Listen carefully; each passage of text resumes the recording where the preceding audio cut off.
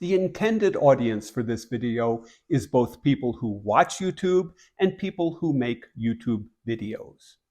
I started watching YouTube sporadically about 5 years ago, and long before I even thought of making a video, I used to say out loud, "These people are one-trick ponies." And here's an example. I like cars, and I once thought about having a van converted for camping. I came across this fellow from Japan named Denton, who made these strikingly beautiful videos. I mean, no words, no face, they were like a meditation on car camping. Then I watched a second one and I wondered if I had already seen it. Then I watched a third one and I wanted to shake the guy by the shoulders and say, "Hey, what about the car? It's a hybrid. What's the engine electric combined power? What kind of gas mileage do you get? Can you leave it running with the air conditioning or heating on overnight?" Of course, there never was an answer because YouTube pigeonholes what they call content creators and only provides airplay to videos that fit into that pigeonhole. To pigeonhole someone means to decide that they belong to a particular class or category, often without considering all their qualities or characteristics. That's the HarperCollins definition. Ironically, Denton is clearly not one-dimensional. He started out making videos about woodworking, but ended up with car camping and is successful enough that he makes a good profit doing it.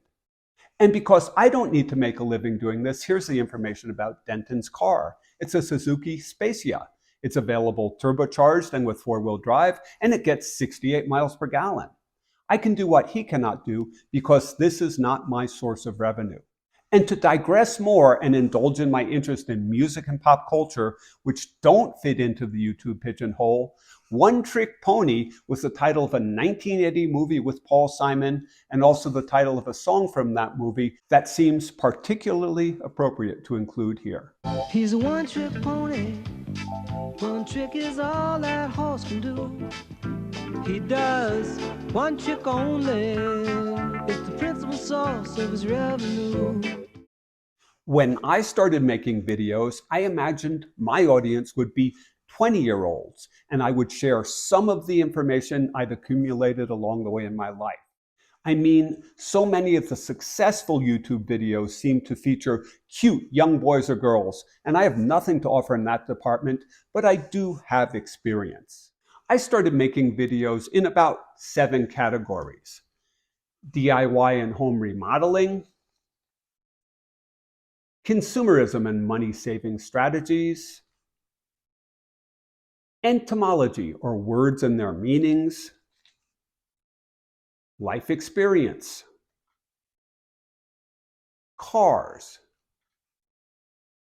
nature videos, and miscellaneous topics just for the heck of it. So, although I started out with a dynamic range of interests, through the YouTube funnel, all that comes out is older hiker, older hiker, older hiker, older hiker, older hiker, older hiker. Right from the start, my viewers have not been 20-year-olds, but older people like myself.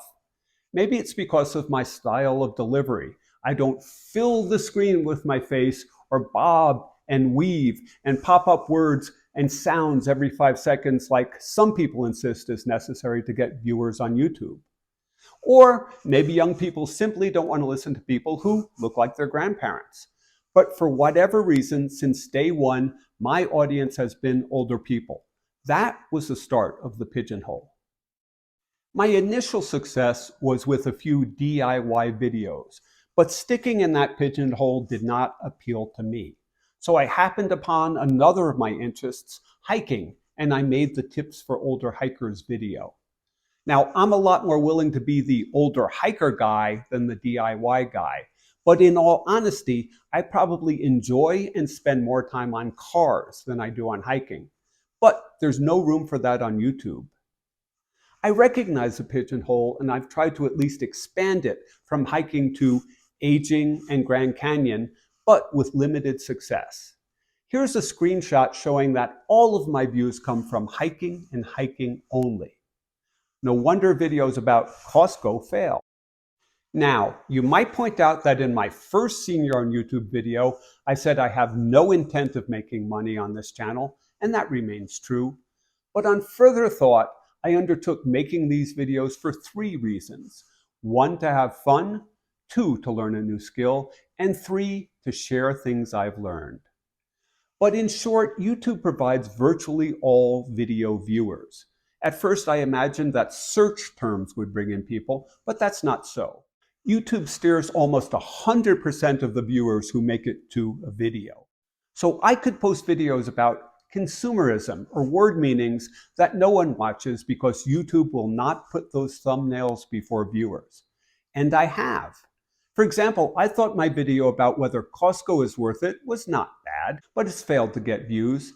And my video about the meaning of the term stem winder has been completely ignored. Now, I could keep posting videos about topics that interest me that don't fit in the pigeonhole, but as I improve my skills, it takes me longer and longer to make a video. A standard video now takes as long as 8 hours to make. I can laugh as I make it, I can learn as I make it, but I cannot achieve my goal of sharing information if no one watches. For me, that's the problem with the YouTube pigeonhole. Now, I maintain no illusions that YouTube is a public service or an educational platform. YouTube is a business, and it's a relatively clever business. When punk rock came out, I kind of liked it. Oh boy, that was primitive. The story was that punk rock rose organically from the garages and lofts of urban America. But there was another explanation. Some said the music industry grew tired of paying millions of dollars to acts like the Rolling Stones for their albums and concerts, and they found they could book the Ramones or New Order for tens of thousands of dollars. Punk rock may well have been a money-saving product of the musical industry. YouTube has done better than punk rock because other than providing the platform, it puts no money into creating videos. It creates a hyper-Darwinian environment where only the strong survive, and then it reaps the profits, making close to $30 billion last year. All of this without investing a penny in creating videos. Speaking of clever, the computer program that runs YouTube's are seemingly both very sophisticated and surprisingly primitive. But when you remember that YouTube's sole goal is to make a profit, extreme pigeonholing makes sense. YouTube's goal is to sell ads. Advertisers want results. It would make no sense to advertise pimple cream to seniors or market hemorrhoid cream to teens. So YouTube creates the strictest and tightest categories of videos and viewers to best serve the needs of its advertisers, the ones who pay the bills. Once again, YouTube is not a public service and it's not an educational institution. It's a business, and the strict pigeonholing helps it make money. The fact of the matter is that 97% of YouTube creators quit. But YouTube does not care about you as a whole person. It cares about your work as a focused sales tool. So this explains to the viewers that creators are not one-trick ponies. However, the structure of the YouTube business has forced them to appear that way if they want their videos viewed. And for people who make or want to make videos in the future, it provides a lesson to choose your pigeonhole in advance. Use terms and definitions of that limited area from the first video and not to flounder while trying to find a niche. If you want to make videos, choose and define a niche that will be satisfying for you before you even start. So that's the essence of what I've learned over the past few months and my update as a senior on YouTube. I'm still having some fun, but less. I am still learning new things, but I may soon reach the limits of my primitive technology, and I will need to either buy more sophisticated tech, stay the same, or quit. And I do feel some frustration in the limitations of the pigeonhole. One solution is to start separate channels for the various areas that interest me, but with many videos now taking me as long as 8 hours to make, this is becoming a part-time job. I'm somewhat systemic and maybe a bit obsessive in my life, so I do plan to clear my desk of the topics I've been planning. But then I'm going to have to sit down and evaluate more carefully how YouTube fits into my life and to what extent I want to keep making videos and at what rate. One of the joys of retirement for me has been the ability to indulge in undisciplined curiosity.